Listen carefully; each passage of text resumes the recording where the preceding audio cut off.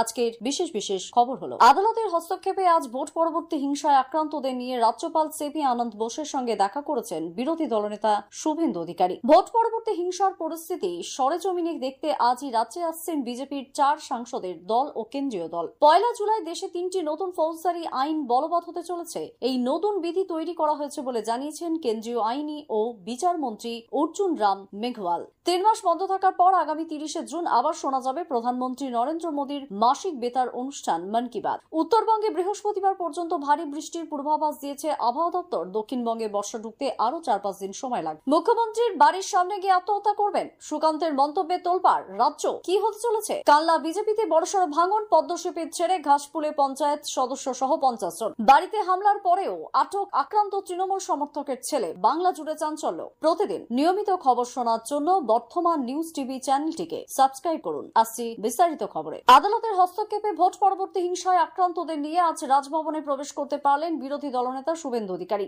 দেখা করলেন রাজ্যপাল সিপি আনন্দ বোসের সঙ্গে। বেরিয়ে এসে সাংবাদিকদের শুভেন্দু বলেন, দিকে দিকে বিজেপি কর্মীরা আক্রান্ত হচ্ছেন। 5000-এর বেশি মানুষের রেশন কার্ড নিয়ে নেওয়া হয়েছে। বাংলায় গণতন্ত্র বিপন্ন। উল্লেখ্য, গত বৃহস্পতিবার সন্ধ্যায় হিংসায় আক্রান্তদের নিয়ে রাজভবনে ঢুকতে গিয়ে বাধা পান বিরোধী দলনেতা। পুলিশ তাদের আটকে দেয়। এর বিরুদ্ধে হাইকোর্টের দ্বারস্থ হন তিনি। ভোট পরবর্তী হিংসার পরিস্থিতি সরেজমিনে দেখতে আজ রাজ্যে আসছেন বিজেপির কেন্দ্রীয় প্রতিনিধি দল। দলটি নেতৃত্ব দিচ্ছেন ত্রিপুরার প্রাক্তন মুখ্যমন্ত্রী। রাজ্যসভার সাংসদ বিপ্লব দেব। অন্য সদস্যরা হলেন রবিশঙ্কর প্রসাদ, ব্রিজলাল এবং কবিতা পাতিদার। এদিকে রাজ্যের বিভিন্ন অংশ থেকে এখনো ভোট পরবর্তী হিংসার খবর পাওয়া যাচ্ছে। বারুইপুরে বিজেপির পার্টি অফিসে আজ দলীয় কর্মীদের পাশে থাকার আশ্বাস দেন দলের রাজ্য সভাপতি কেন্দ্রীয় শিক্ষামন্ত্রী প্রতিমন্ত্রী সুকান্ত মজুমদার। তিনি বলেন, বিজেপি নেতা কর্মীদের রেশন বন্ধ করে দেওয়া হচ্ছে, জলের লাইন কাটা হচ্ছে। দক্ষিণ 24 পরগনা জেলা জুড়ে শাসক দল সন্ত্রাসের বাতাবরণ তৈরি করেছে। অন্যদিকে উত্তর 24 পরগনার সন্দেশখালী 1 নম্বর ব্লকের বয়ারমারি 1 নম্বর অঞ্চলের বেশ কিছু বুথে বিজেপি ভালো ফল করায় বেছে বেছে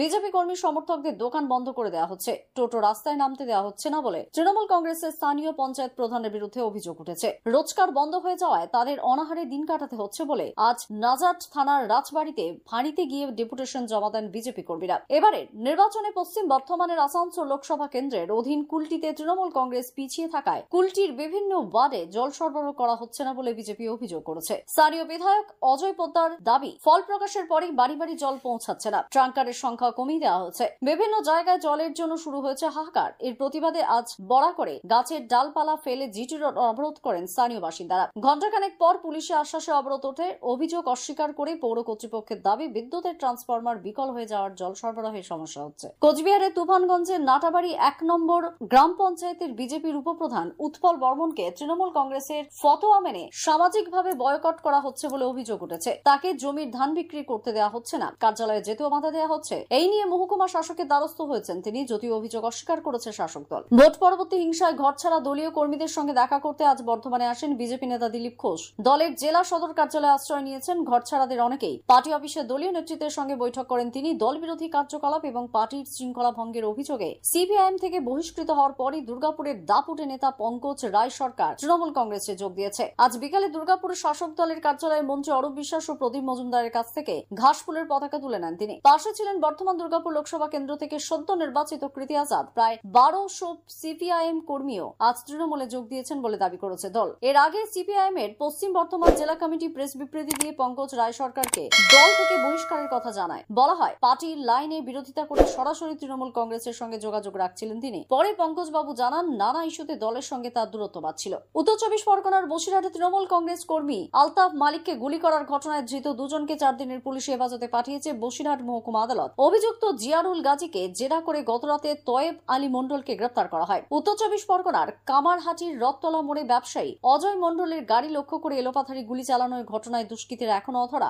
এরই মধ্যে তাকে ফোন করে বিহারের জেলে বন্দী কুখ্যাত অপরাধী সুবোধ সিং ফের হুমকি দিয়েছে বলে অভিযোগ। প্রাণে মারতে নয়, ভয় দেখাতে গুলি চালানো হয়েছে বলে সুবোধ তাকে জানায় এবং বলে, দাবি না মানা হলে এরপর আর রেহাই মিলবে না। এই ফোন আসার পরে অসুস্থ হয়ে পড়েন অজয় মণ্ডল। গোটা ঘটনা পুলিশকে জানিয়েছেন তিনি। আজ ওই ব্যবসায়ীর বাড়িতে যান ব্যারাকপুর লোকসভা কেন্দ্রের প্রাক্তন সাংসদ অর্জুন সিং। পুলিশের ভূমিকা নিয়ে প্রশ্ন তোলেন তিনি। পুলিশের একাংশ সুবোধ সিংকে তোলা আদায়ের করে থাকে বলে অভিযোগ করেছেন অর্জুন। রানীগঞ্জ সোনার দোকানে ডাকাতির ঘটনায় পুলিশ আজ এক ব্যক্তিকে পশ্চিম বর্ধমান অন্ডাল থেকে গ্রেপ্তার করেছে। শশীকান্ত মালিক নামে আদতে বিহারের বাসিন্দা ওই ব্যক্তি ডাকাতির ঘটনা ইনফরমারে কাজ করছিল বলে পুলিশ জানিয়েছে। এই ঘটনায় মোট 3 জন গ্রেপ্তার হলো। হাওড়ার শালিমার স্টেশন চত্বরে টোটো রাখা নিয়ে 2 গোষ্ঠীর মধ্যে সংঘর্ষ আদর্শ এলাকায় আজ রণক্ষেত্র হয়ে ওঠে। স্থানীয় সূত্রে জানা গেছে, শালিমার স্টেশনের 5 নম্বর গেটের পাশে টোটো রাখাকে কেন্দ্র করে দীর্ঘদিন ধরে বিবাদ চলছিল। এদিন বেশ কয়েকটি টোটো ভাঙচুর করা হয়। আশেপাশে দোকানেও চলে ভাঙচুর। দুপক্ষের মধ্যে শুরু হয় ইট বৃষ্টি। পরে পুলিশ গিয়ে পরিস্থিতি নিয়ন্ত্রণে আনে। 1 জুলাই দেশে 3টি নতুন ফৌজদারি আইন বলবৎ হতে চলেছে। ঔপনিবেশিক মানসিকতা থেকে সম্পূর্ণ মুক্ত হয়ে মানুষকে দ্রুত ন্যায় বিচার পৌঁছে দিতেই এই নতুন বিধি তৈরি করা হয়েছে বলে কেন্দ্রীয় আইন ও বিচার মন্ত্রী অর্জুন রাম মেঘওয়াল জানিয়েছেন। কলকাতায় আজ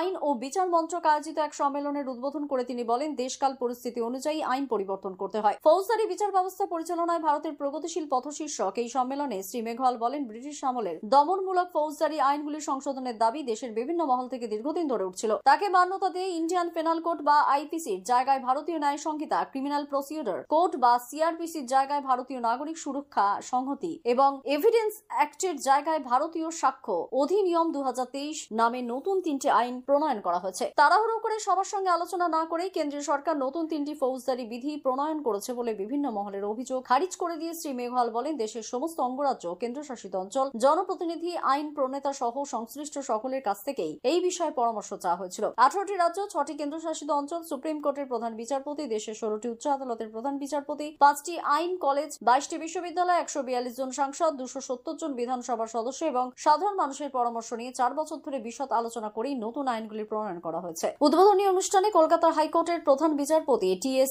শিবজ্ঞানম বলেন, 150 বছরের শাসনকালে ঔপনিবেশিক শাসকরা স্থানীয় সমাজে প্রচলিত আইন অধিকার দাবিকে নস্যাৎ করে দিয়ে নিজেদের সুবিধার জন্য ফৌজদারি বিধি তৈরি করেছিল। স্বাধীনতার প্রায় 8 দশক পর দেশ যখন শিল্প, শিক্ষা, প্রযুক্তি সমস্ত ক্ষেত্রে বহুদূর এগিয়েছে, তখন আইন ও বিচার ব্যবস্থা পিছিয়ে থাকতে পারে না। কেন্দ্রীয় আইন ও বিচার মন্ত্রকের সচিব রাজীব মণি, কেন্দ্রীয় আইন কমিশনের সদস্য সচিব রীতা বশিষ্ঠ প্রমুখ নতুন 3টি বিধির গুরুত্বপূর্ণ দিক নিয়ে আলোচনা করেন। লোকসভা ভোটের জন্য 3 মাস বন্ধ থাকার পর আগামী 30 জুন আবার শোনা যাবে প্রধানমন্ত্রী নরেন্দ্র মোদীর মাসিক বেতার অনুষ্ঠান মন কি বাত। প্রধানমন্ত্রী হিসেবে টানা 3য়বার দায়িত্ব নেবার পর এটিই হবে তার প্রথম মন কি বাত। জনসাধারণের তাদের বক্তব্য এবং পরামর্শে 28 জুনের মধ্যে টোল ফ্রি নাম্বার 1800117800 জানাতে পারেন। নরেন্দ্র মোদী অ্যাপ অথবা মাই গভ ওপেন ফোরামেও তা জানাতে পারে। এটি হবে মন কি বাতের 111তম পর্ব। অস্বস্তিকর ভ্যাপসা গরমে জেরবার দক্ষিণবঙ্গের মানুষকে বর্ষার জন্য আরো কয়েকদিন অপেক্ষা করতে হবে। আগামী 4-5 দিনের মধ্যে কিছু অংশে দক্ষিণ পশ্চিম মৌসুমী বায়ুর প্রবেশের অনুকূল পরিস্থিতি তৈরি হয়েছে বলে আবহাওয়া দপ্তর জানিয়েছে। অন্যদিকে বাংলাদেশের উত্তরে ও সংলগ্ন এলাকায় সৃষ্ট ঘূর্ণবাতটি হিমালয়ের সন্নিহিত পশ্চিমবঙ্গ ও আশপাশ এলাকা জুড়ে বিস্তৃত রয়েছে। উত্তর পশ্চিম বিহার থেকে মেঘালয় পর্যন্ত বিস্তৃত রয়েছে অক্ষরেখা। এর প্রভাবে বঙ্গোপসাগর থেকে বাতাসে প্রচুর পরিমাণ জলীয় বাষ্প প্রবেশ করায় উত্তরবঙ্গের জলপাইগুড়ি, আলিপুরদুয়ার ও কোচবিহার জেলায় আগামী মঙ্গলবার পর্যন্ত ভারী থেকে অতি ভারী বৃষ্টির লাল সতর্কতা জারি রয়েছে। এই 3টি জেলার সঙ্গে দার্জিলিং এবং কালিম্পংয়েও ভারী বৃষ্টির পূর্বাভাস রয়েছে বৃহস্পতিবার পর্যন্ত।